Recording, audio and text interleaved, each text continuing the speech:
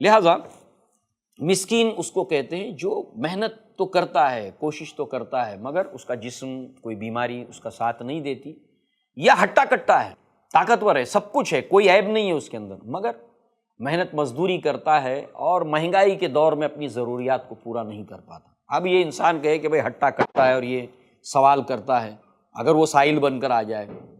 مسکین وہ ہے جو کبھی سوال کرتا بھی، اور مسکین وہ ہے جو کبھی اپنی جو ہے وہ ضرورت کا اظہار نہیں کرتا۔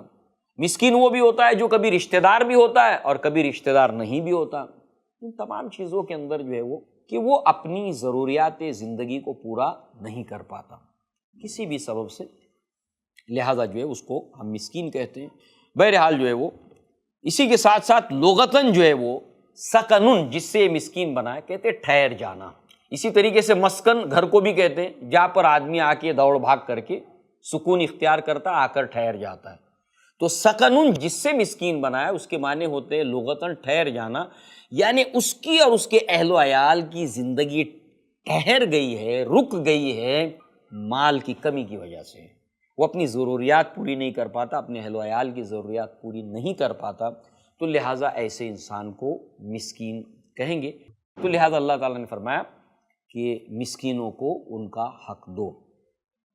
اب آپ دیکھیں کہ یہ جو مسکین ہوتے ہیں کسی بھی اسباب کی بنا پر اپنی ضروریات کو پوری نہیں کر پاتے، اور ہم اپنی سوسائٹی اور معاشرے میں اس برائی کو آج عام دیکھتے ہیں، اور دیگر قوموں کے معاشرے میں بھی، سوسائٹی میں بھی ہم اس برائی کو عام دیکھتے ہیں کہ بعضی دفعہ انسان محنت تو کرتا ہے مگر اس کو معاوضہ نہیں ملتا، اس کا محنت آنا اس کو نہیں ملتا یا وقت پر نہیں ملتا۔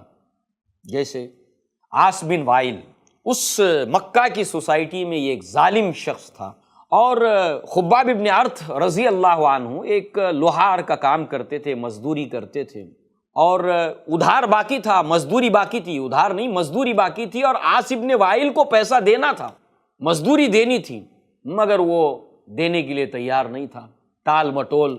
تو ظاہر سی بات ہے اس طرح کے کردار مالداروں میں ہوتے ہیں کہ مزدور کی مزدوری اس کا پسینہ سوکھنے سے پہلے نہیں دیتے۔